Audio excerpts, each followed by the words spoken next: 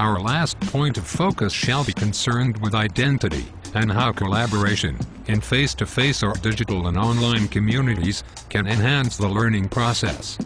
Guided discovery in a community of learners. I've heard of this idea from a text by Campione and Brown, 1994. I think that it was published. As D. Norman states in Chapter 5, The Human Mind, in his text, Things That Make Us Smart.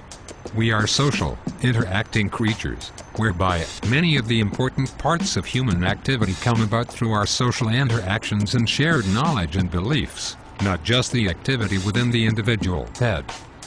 Where each pupil can assume responsibility, commonly referred to as the jigsaw method, for a subtopic or component of the learning activity. Often this is dependent on ability, and reciprocal teaching within the group may strengthen competency in all parts.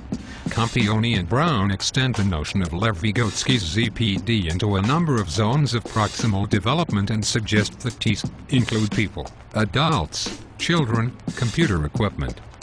These zonal distances and comprehension may be reduced in collaboration with other people or these powerful artifacts. Page 236. Such rich environments are said to be seeded with concepts and ideas which can be harvested by the community of practice.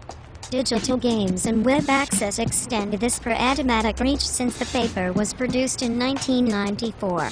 Yes, but furthermore, the philosophy is that this appropriation of ideas is bidirectional and fluid, replenished at various rates depending on the ability levels of the cohort.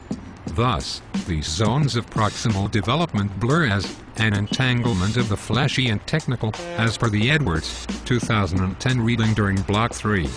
Remember that through participation in a community of practice, an individual comes to understand the world and themselves from the perspective of that community.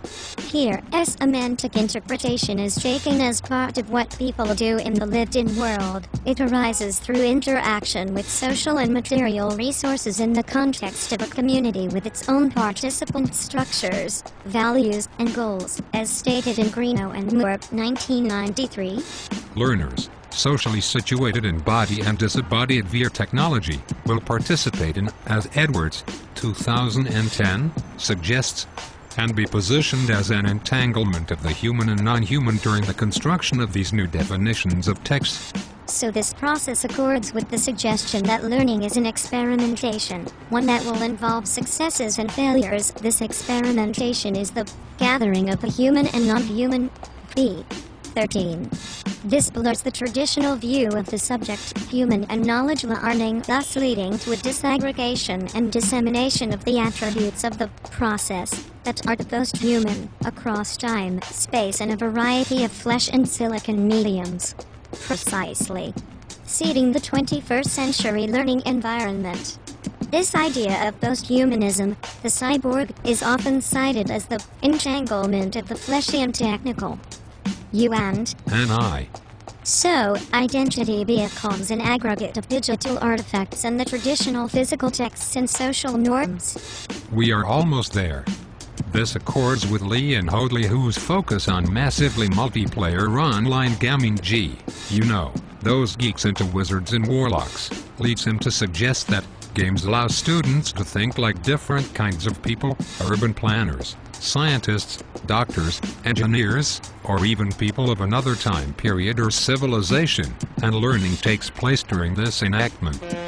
Exactly like those submarine crew roles that we, our robot alternative selves, demonstrated earlier.